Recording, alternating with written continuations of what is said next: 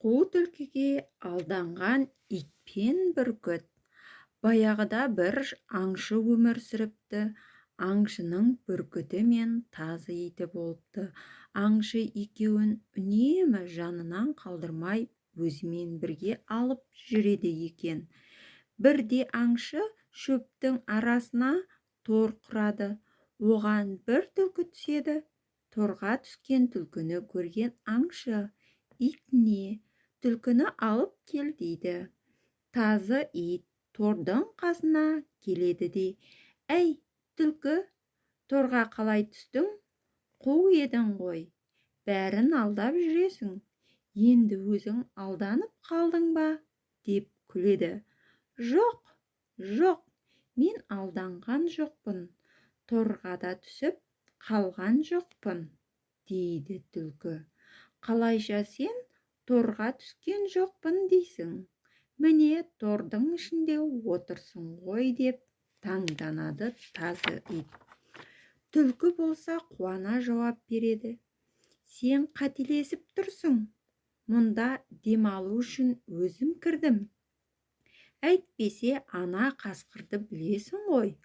Ол сүйек қайда, сүйек қайда деп сұрай береді. Әбден мазамды алды. Сүйек деген сөзді естіген ит: «Қандай сүйек?» деп сұрайды. Түлкі: Сен не білмейсің бе?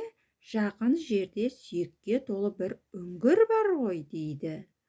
Қуаныштан не үшін келгенін ұмытып кеткен ит: «Қайда ол жер?» деп сұрайды түлкіден. «Мені босатсаң көрсетемін» дейді түлкі. Тазы темір торды ашып, түлкіні шығарып жібермекші болады. Ол тордың есігін енді аша берейін дегенде бүркіт ұшып келеді. «Ит, не істеп жатырсың? Түлкіні тордан шығарасың ба? Саған не болған?» деп ренжиді ол. Итті оп-оңай алдаған түлкі: «Мына бүркіт қайдан ұшып келді? Әйтпесе ит мені босатар еді. Енді бүркітті де алдау керек» деп ойлайды.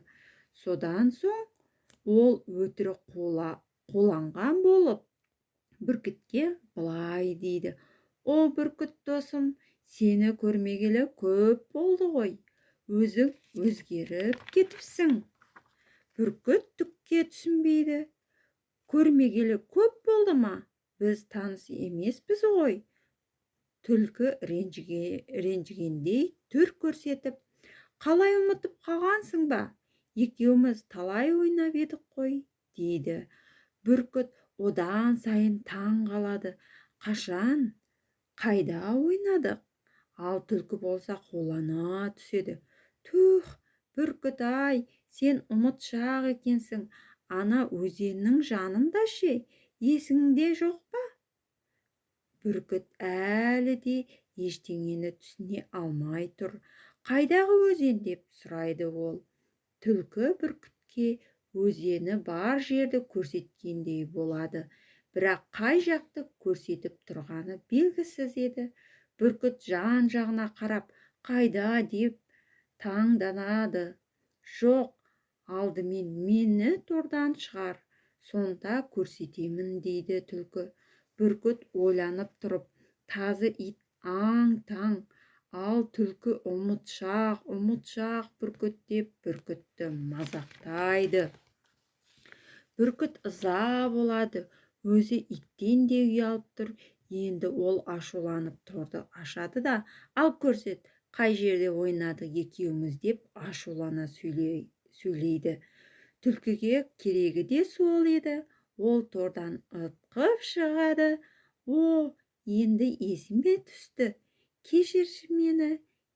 Біз таныс емес екенбіз. Өзеннің жанында да ойнаған жоқпыз. Тордан шығу үшін алдадым. Ха деп күледі түлкі. Осылай қулығын асырған түлкі қашып кетеді. Тазы ит пен бүркіт «Қап, сені ме бәлем» деп қуа жөнеледі. Бірақ қу түлкіні ұстай алмайды. Осы кезде аңшы да келеді. Жаңа ғана торда жатқан түлкі жоқ